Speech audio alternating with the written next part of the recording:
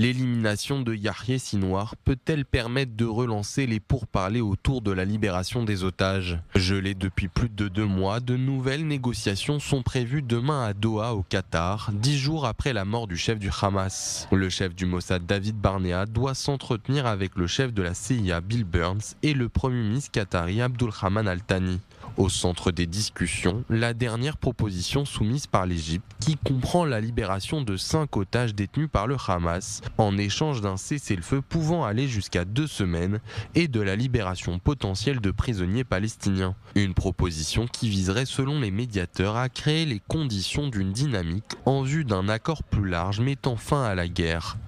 Jeudi, le Premier ministre israélien a salué les efforts de l'Égypte pour parvenir à un accord sans toutefois faire de commentaires sur la proposition. Avant de rejoindre Doha demain, le chef du Mossad est rentré hier en Israël à l'issue d'une réunion au Caire avec le nouveau chef des services de renseignement égyptien, Hassan Rajdad, le principal négociateur israélien qui, selon le Wall Street Journal, aurait offert aux dirigeants du Hamas l'exil vers un pays tiers en échange de la libération des otages. Une proposition rapidement rejeté par le groupe terroriste, mais qui devrait néanmoins être à nouveau discuté demain à Doha. Le média américain qui dans le même temps fait état d'un pessimisme des médiateurs quant aux perspectives de conclusion d'un accord sur la libération des otages avant la fin du mandat de Joe Biden.